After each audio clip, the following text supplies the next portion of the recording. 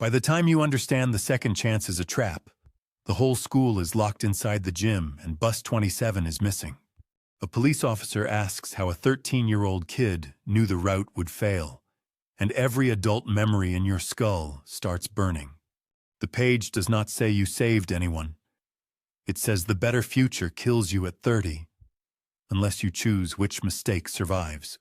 That morning, you are 30 years old, sitting in an apartment that feels like a waiting room for every dream you never chased. Your manager called your work forgettable. Your rent is late. Your mother left a voicemail you are too ashamed to answer. You fall asleep in your hoodie with the class photo on your chest, wishing you could go back before you learn to disappear. Your eyes open to chalk dust, fluorescent lights, and Ms. Carver saying your full name like you have ignored her twice. The class laughs because you screamed.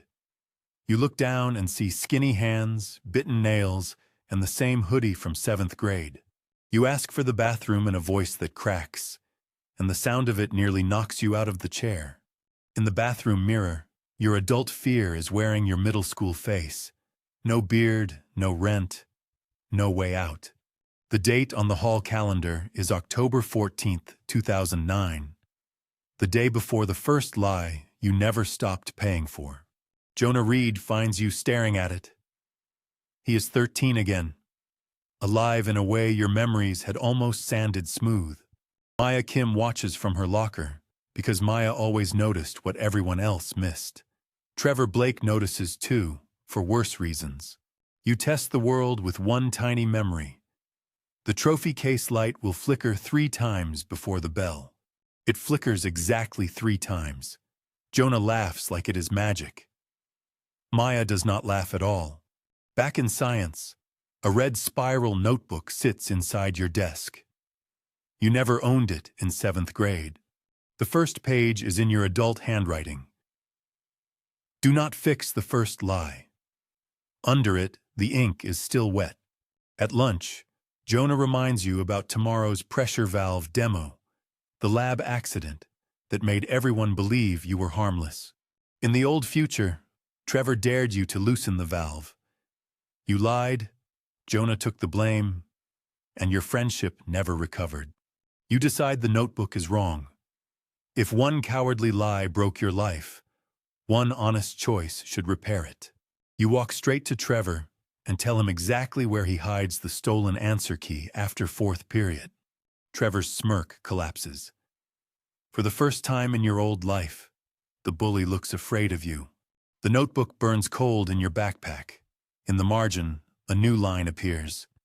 Better future found. Fatal station confirmed. When the last bell rings, you do not go home. You run to the library computers to prove the future can move. Search engines are too young to help, but the local archive loads one headline you remember differently. Pine Street Station, 1 dead. Maya says your face changed before the page did. She wants to know what you are, not what trick you learned. You tell her one impossible sentence. Tomorrow Jonah gets blamed for something you did, and 17 years later you still hate yourself. Maya does not believe you. Then you name the exact minute Principal Harlan will confiscate Trevor's answer key. By dinner, your younger parents are alive across the table, arguing gently about bills you know they survive. Your mother asks why you keep staring. You almost say because one day her voice will sound like an unanswered voicemail. In your childhood bedroom, the red notebook lists 3 fixes. Protect Jonah, expose Trevor, avoid Pine Street. You add a 4th line yourself. Do not become the version of you who dies successful. Tomorrow arrives with rain on the classroom windows and the pressure valve kit waiting on Ms. Carver's front table. You keep your hands visible. You answer every question. You make sure Trevor never gets you alone with the valve. The demo starts clean. No hiss, no panic.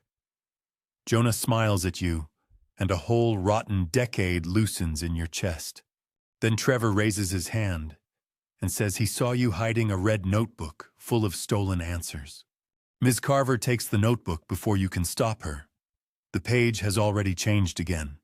She reads only 4 words before her face changes. Bus 27 fails today.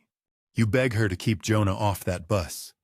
Saying it out loud makes the room feel less like school and more like court.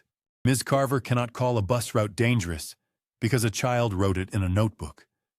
But she can call the office. While everyone watches her, Trevor slips 1 page from the back of your notebook and folds the future into his pocket. By the time you notice, Trevor is already in the hallway, sprinting toward the place kids trade secrets for attention. He reaches the gym before you do, climbs the folded bleachers, and shouts that you can predict tomorrow.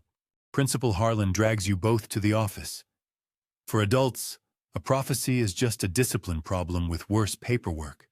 You tell them bus 27 will be late, take Willow instead of Ridge, and skid near the drainage culvert. Harlan calls transportation.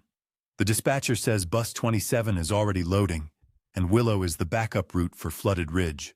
For 1 second, every adult in the room believes you. Then the fire alarm fails, and the hallway goes dark. The notebook flips by itself to a new warning. Assembly delay sends the bus into the crash. You finally understand the rule. The future does not punish every change. It punishes the changes you make for yourself. You grab the copied page from Trevor and run, not toward the office exit, but down into the service corridor. Your father once told you old buildings fail where people stop looking. Ridgeview's service hallway smells like wet dust and wires. Maya catches up first. Jonah follows because this time you do not get to decide what friendship costs alone. Behind the boiler door, the backup alarm panel is dead. The buses are leaving because the school thinks the danger is inside. The fix is ugly. Trip the manual alarm and every bus stops, but everyone will think you caused the blackout. You pull it.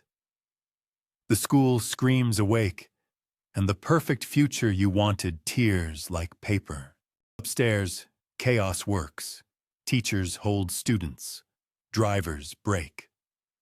Bus 27's doors fold open again in the rain. But the notebook is not finished. Its next page shows Pine Street Station again, closer now, with your adult name underlined.